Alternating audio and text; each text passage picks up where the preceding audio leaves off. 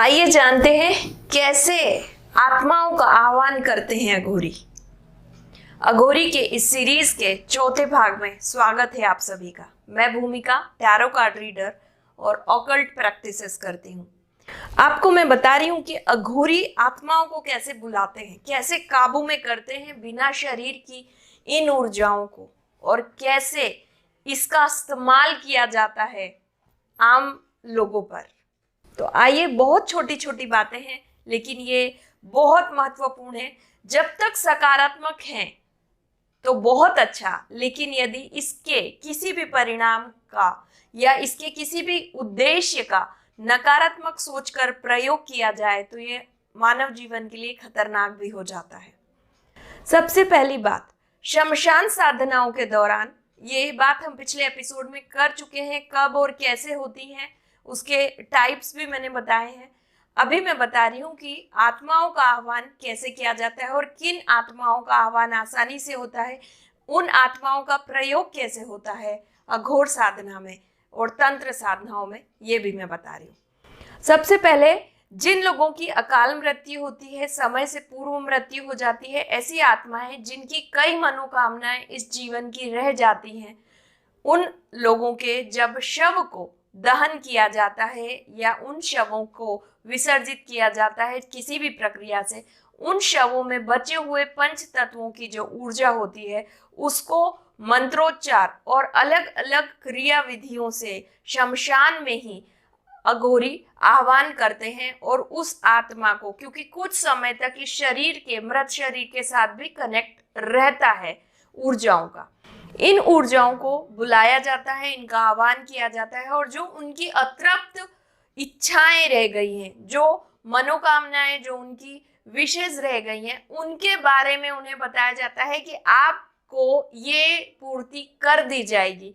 और चूंकि जिस व्यक्ति के पास शरीर नहीं है वो कितनी भी इच्छाएं करे उसकी पूर्ति नहीं हो सकती, लेकिन उसके बाद में भी उसकी चाहते खत्म नहीं होती। इसीलिए हमारे यहाँ कहा जाता है कि कभी भी अपनी जो इच्छाएं उनको इतना रखिए कि उनकी पूर्ति आप इसी जीवन काल में कर सकें। आप जब तक हैं तब तक आत्मा की जो अपनी इच्छाएं हैं उनकी पूर्ति कर सकें, ताकि आपकी आत्मा का भी कोई गलत इस्तेमाल ना हो सके।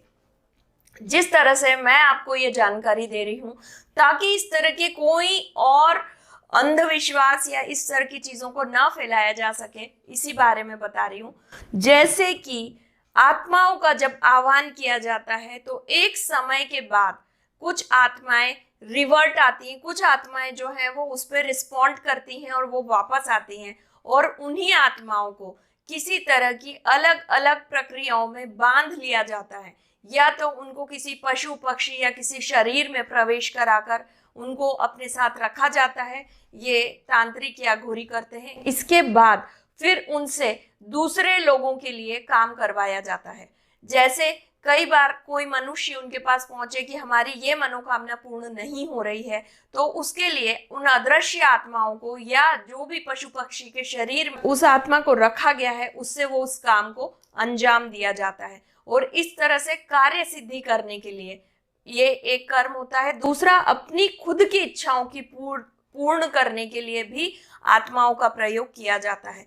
कहीं भी आप देखेंगे, जब भी आप बात कर रहे हैं, सुन रहे हैं, आप कई बार ऐसा आपको फील आता है कि मेरे अलावा भी कोई और है इस कमरे में या इस जगह पर।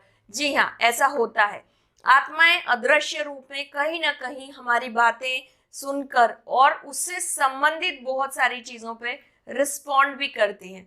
और ये आपने गीता में सुना ही है कि आत्मा को काटा नहीं जा सकता, मारा नहीं जा सकता, जलाया नहीं जा सकता। तो शरीर के जलने के बाद क्या होता है, यदि आपकी इच्छाओं की पूर्ति हो गई है तो जन्म भी मिलता है या मोक्ष भी प्राप्त होता है। लेकिन नहीं हुई है और किसी तरह से किसी शमशान या शव साधना के दौरान आपकी आत्मा को भी बुलाकर इस तरह के काम करवाए जा सकते हैं, जो कि अनैतिक भी होते हैं कई बार। और कई बार उन्हीं आत्माओं से एक और पड़ाव आगे बढ़कर ऊर्जा प्राप्ति के लिए या जो प्रकृति के विरुद्ध है, ऐसे काम भी करवाए जा सकते हैं। ये तंत्र और अघोर का एक नकारात्मक साइड है। It's a dark side of spirituality, जो मैं पहले भी बता रही हूँ। लेकिन हमेशा ऐसा नहीं होता है। तंत्र का उद्देश्य, अघोर का उद्देश्य ये नहीं है। शिव ने जो बताया है वो बहुत प्योर है। इसी शरीर के साथ, इसी आत्मा के साथ, इसी जीवन में मोक्ष प्राप्त कर लेना भी तंत्र और अघोर का ही एक स्वरूप है। किसी भी चीज में भेदभाव नहीं करना, शव में और जीवित में कोई भेदभाव नहीं करना भी अघोर ही है। हर चीज को समान दृष्टि से देखना ही अघोर है। लेकिन कुछ लोग इसके मिथ जो है, जो इसके साथ जुड़े हुए मिथ्याएं हैं, वो मिथ्याओं को सिर्फ रहने नहीं देते, उसको पूर्ण करते हैं और उसको गलत तरह से उपयोग करके इस तरह की प्रक्रियाएं करते हैं जिससे मानव जीवन को हानि पहुंचती है। कई बार आपने देखा होगा कि बहुत सारे लोग ऐसे होते हैं जो कहते हैं हमारे अंदर आत्मा का प्रवेश हो गया है। वो उनको परेशान करने के लिए किए जाने वाले कर्म हैं जो कि तंत्र द्वारा करवाए जाते हैं। और ऐसी बहुत सारी चीजें हैं जो कि इस जीवन को विकृत कर देती हैं। मानव जीवन को विकृत करने के लिए किए जाने वाले काम भी इस तंत्र और अघोर के सिस्टम से किए जाते हैं। और अगली बार इसके सकारात्मक पहलू के बारे में भी मैं आपको जानकारी दूंगी। धन्यवाद।